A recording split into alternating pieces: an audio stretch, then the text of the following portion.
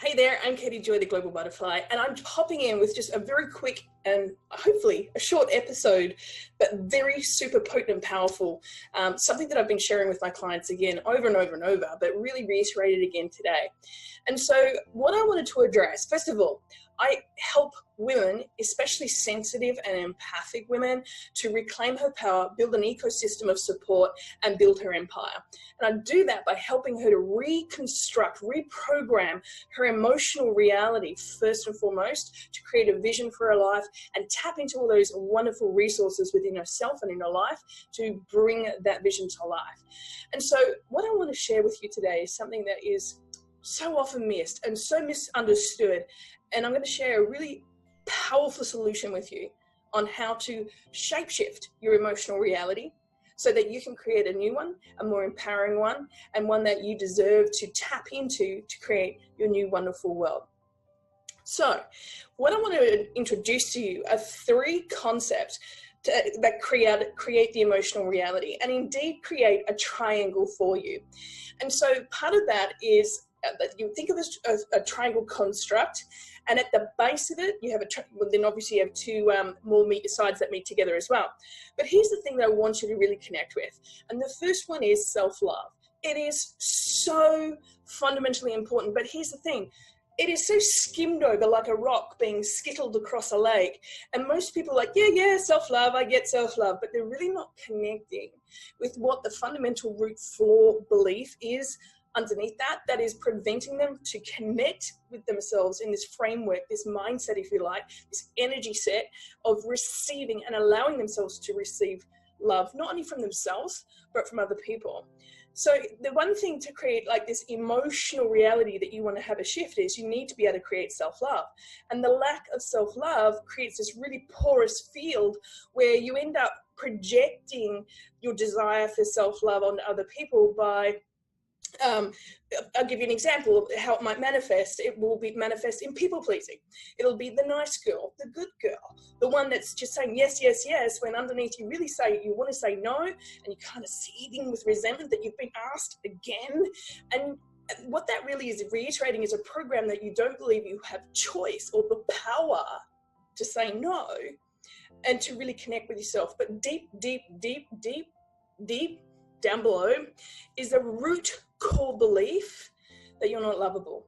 And so consciously and subconsciously, more than likely, you are reaching out to others and giving over caretaking to the point possibly of dysfunctional caretaking with a pattern and imprint of giving yourself away to somebody else and being nice, being good, doing things, being of service, but to seek validation of value of self, value of your work, value of enoughness.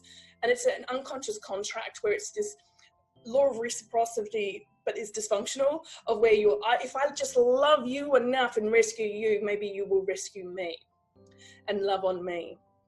So it's meeting actually 2 core beliefs there. One of them, I'll just leave there with the self-love, with the love, this dysfunction around love. I'm not loving, I'm not loving, I'm not worthy of love, which the paradox is you won't receive it either. But then there's also another core fear. Both of these are fears that you're driving from at an unconscious level. The other core fear is that I'm not safe. The world's not safe. I'm not protected by the universe. The universe doesn't have my back. I'm not supported. So the lack of self-love and the fear of not being safe will drive an unconscious pattern, a framework of looking to be validated through meeting somebody else's needs, to be worthy enough of that, and also for your own protection so that you are not rejected. Is this making sense? Is this kind of resonating with you? It resonates a lot with a lot of the clients that I work with in the Awaken Woman program that I run. It's my high-level premium program, but also in my programs that I run in creating and activate your vision for your ideal life, as well as align to design and clear the fear to release the resistance in creating the life and business that you love, and also Show Me the Money, Honey, which helps you really clear these energy blocks and these root flawed core beliefs that are operating at your subconscious level system that really disrupt you from having the success that you want to have in your life. So I've mentioned self-love, and really there's a whole, I mean, I could drill deep about the core beliefs, and I will in other videos and podcasts.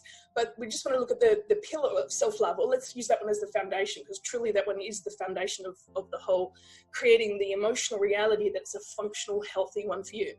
The second side to that, of that triangle of that emotional reality and creating that mastery for yourself, where it's got a wonderful, healthy boundary to it, is boundaries.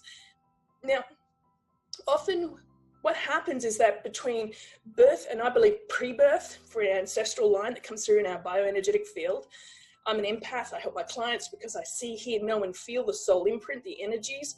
When I work with my clients, I tap into the soul field, and whatever they're feeling, I feel.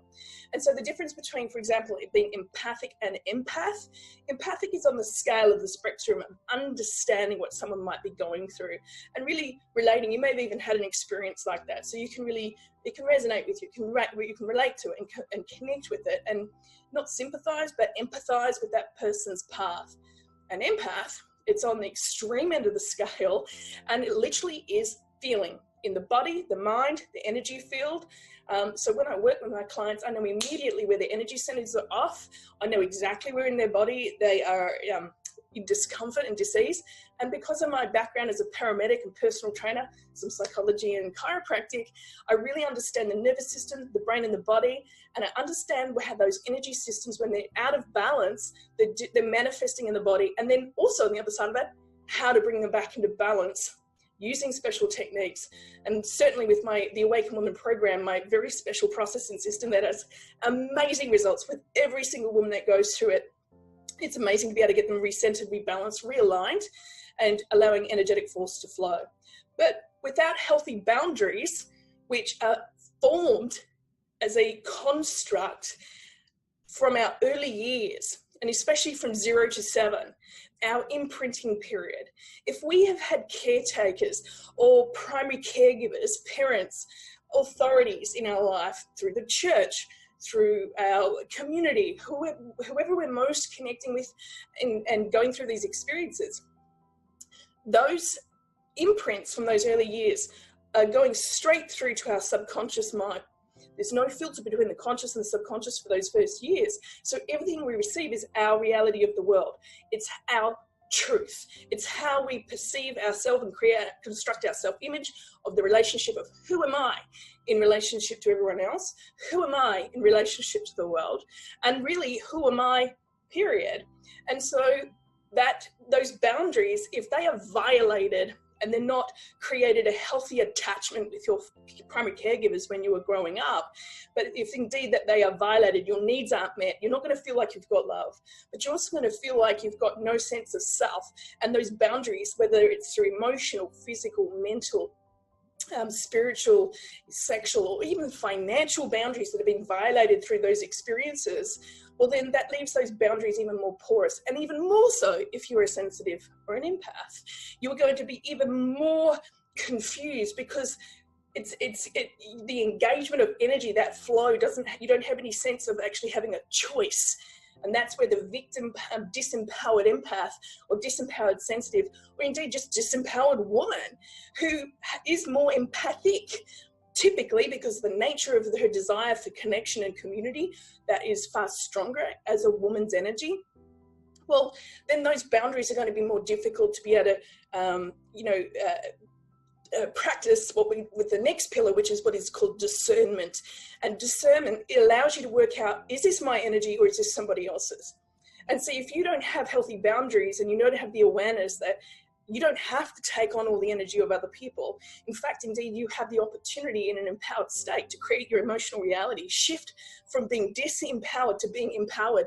Disempowered is like you're at the cause or at the effect, if you like, excuse me, of the world and other people's energy and other environments. And when you have that experience, that reality, you're going to avoid, you're going to run away from having awkward conversations. You're going to run away from situations, parties, community centers, shopping centers, crowds where you get overstimulated and you don't know how to process that energy because you are assuming at a fundamental level that it's yours to process.